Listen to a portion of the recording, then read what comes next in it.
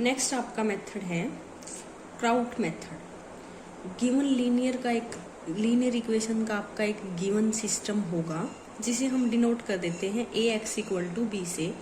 जैसे आपका n into N का भी हो सकता है, m इंटू एन का भी हो सकता है। जनरली हम 3x3 का लेके चलते हैं ताकि समझने में इजी रहे।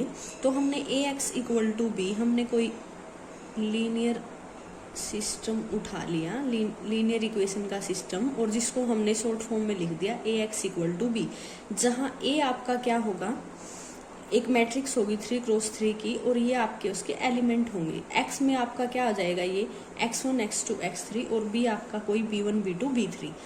अब क्या करो, हमने ए ऑगमेंटेड बी मैट्रिक्स लिख ली, वो क्या हो जाएगी, ए मैट्रिक्स ऑगमेंटेड बी मैट्रिक्स के आपके एलिमेंट लिख दिए।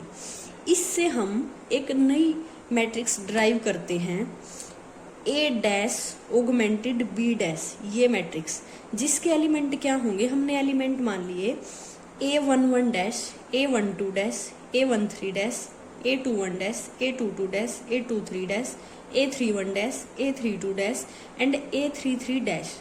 और जो ऑगमेंटेड एलिमेंट थे वो B1 dash, B2 dash and B3 dash.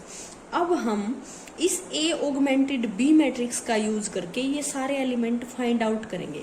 वो हम कैसे कर सकते हैं भाई, अब जो A11 डैश है हमारा, वो किसके इक्वल होगा, A11 के। A21 डैश हमारा किसके इक्वल होगा, A21 के। और A31 डैश हमारा किसके इक्वल होगा, A31 के।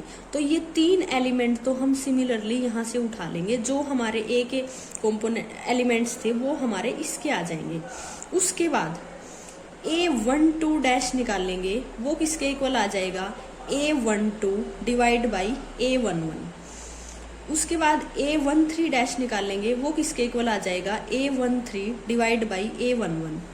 B1 डैश निकाल लेंगे, वो किसके इक्वल आ जाएगा, B1 डिवाइड बाई A11।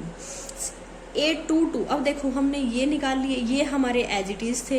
ये हमने कैसे निकाले, A11 से हमने डिवाइड कर दिए। ये इस एलिमेंट को इससे डिवाइड करेंगे, ये आ जाएगा। इसको इससे डिवाइड करोगे, ये आ जाएगा। इसको इससे डिवाइड करोगे, ये आ जाएगा। अब हमारे ये एलिमेंट बचते हैं। तो A22 डैश को कैसे निकालोगे, A22 minus A21 dash into A12 dash.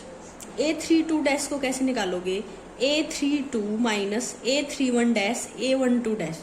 मैं देखो थोड़ा सा आपको क्रैम्प करना पड़ेगा कि ये एलिमेंट आपको, जैसे ये तो आपके सिंपल से थे, आपने निकाल लिए। अब थोड़ा सा तो इनसे ये आइडिया आ जाएगा कि A22 डैश निकालना है तो A22 लेके चलोगे और उसमें से सब्ट्रैक्ट कर दोगे इन दो एलिमेंट्स की मल्टीप्लाई को। लेकिन नेक्स्ट में ये मेथड A32 आपका आ गया, इसमें से आप सब्ट्रैक्ट करोगे A31, लेकिन ये दोनों, इन दोनों की मल्टीप्लाई को इन्होंने, ये जो आप निकालोगे इन दोनों की इसमें इन दोनों की मल्टीप्लाई थी और इसमें से इन दोनों की मल्टीप्लाई को इन्होंने सब्ट्रैक्ट कर दिया। अब क्या आ गया, ये दोनों एलिमेंट और निकाल दिए इसने। उसके बाद ये दोनों निकाल दिए भाई। अब ये रहते हैं हमारे। अब ये कैसे निकालेंगे हम, A23 डैश है, इसमें A23 minus A21 dash A13 dash divide by A22 dash. Similarly B2 dash निकालोगे, उसमें ये दोनों निकालोगे ना भाई, जो ये एलिमेंट आपने निकाला इससे डिवाइड करोगे और ये आपका आ जाएगा A23 minus A21 dash A13 dash.